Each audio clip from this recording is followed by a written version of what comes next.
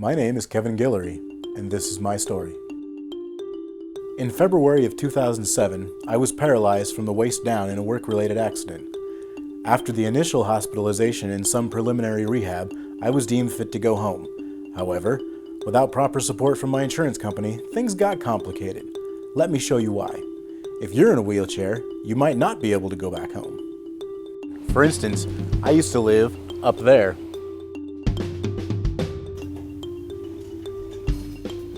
Another option might be your parents' place.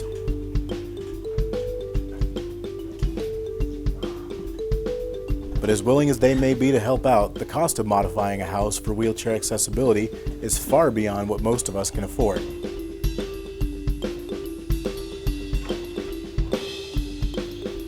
In my case, my parents could only afford to have some doorways widened. In the end, though, the doors are still too narrow and the bedrooms and bathroom remain inaccessible. And I am now stuck in the doorway. So, we're going to try the patio, go around the backyard.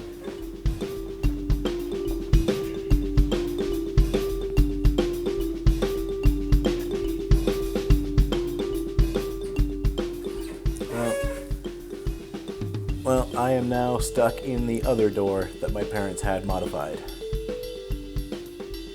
You could also look for a wheelchair accessible apartment, but these are few and far between. You might also consider just getting a ground floor apartment, but you'll probably encounter a lot of the same accessibility issues. Let's see what kind of room we got. Definitely not enough room to turn around, and cooking at the stove or doing dishes at the sink is all about twisting and stretching. I'll take a look at the bathroom here.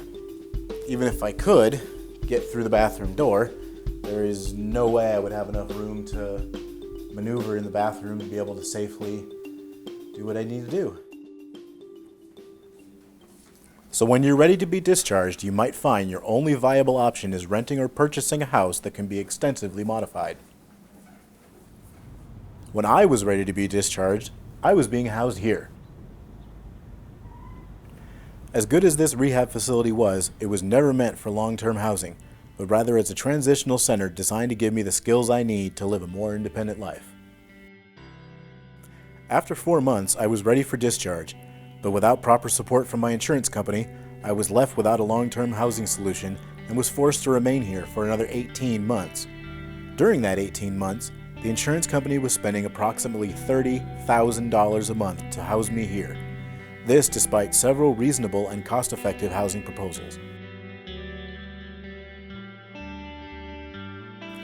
Eventually, my insurance company agreed to work with me toward a settlement.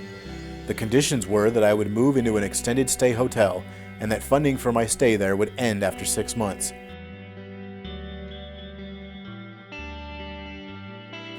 Those 6 months ended 7 months ago, and with court dates continually being postponed and with the continued depletion of my resources, I am facing the reality of being homeless.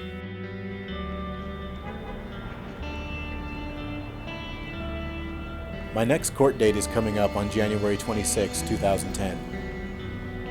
As it stands, there is no promise of a settlement or a resolution on housing.